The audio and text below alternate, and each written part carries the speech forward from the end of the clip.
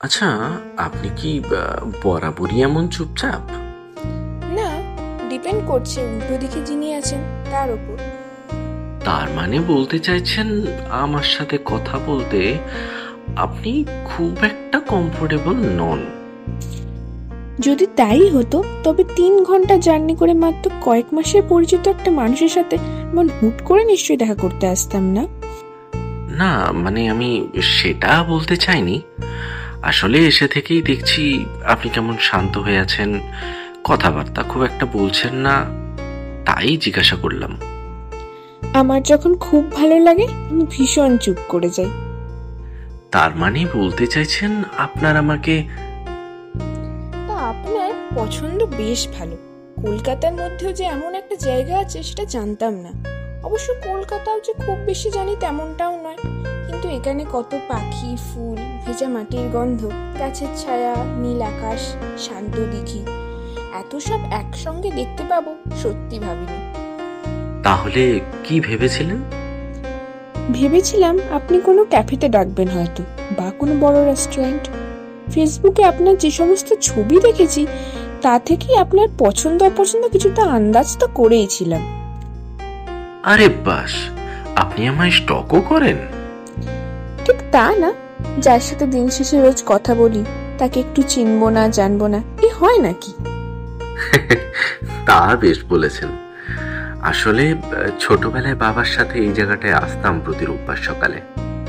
বেশ অনেকক্ষণ বসে দুজনে মিলে গল্প করতাম, মাছ ধরা দেখতাম। জানেন, বাবা চিনিয়েছিলেন কোন ফুলের কি নাম হয়, কোন পাখি কেমন করে ডাকে। ভেজা ঘাসের উপর খালি পায়ে হাঁটার কি যে অনাবিল আনন্দ তা জেনেছিলাম বাবার হাত ধরেই। এই জায়গাটা সবচেয়ে সুন্দর কখন লাগে জানেন? যখন ঘন মেঘ করে আসে।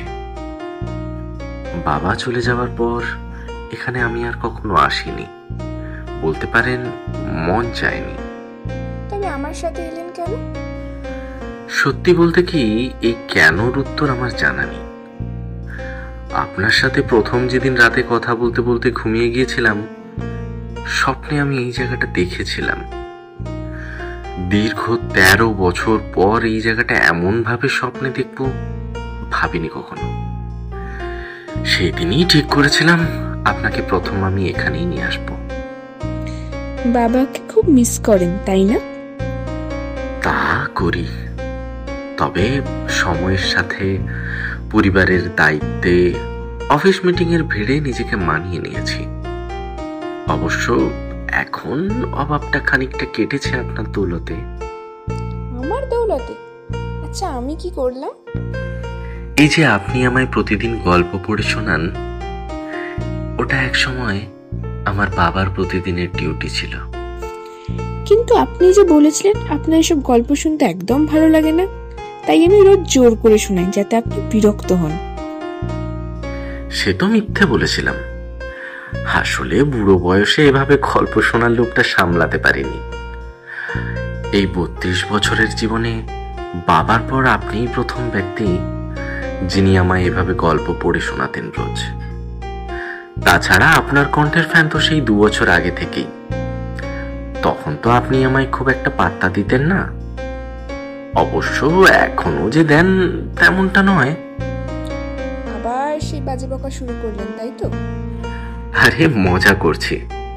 আচ্ছা শুনুন না, বলুন। আমার সাথে কিছুক্ষণই ভেজা ঘাসের উপর দিয়ে খালি পায়ে হাঁটবেন? আর আমি যদি চাই কিছুক্ষণ নয় সারা জীবন, তবে তবে আসুন একসাথে হাঁটা যাক।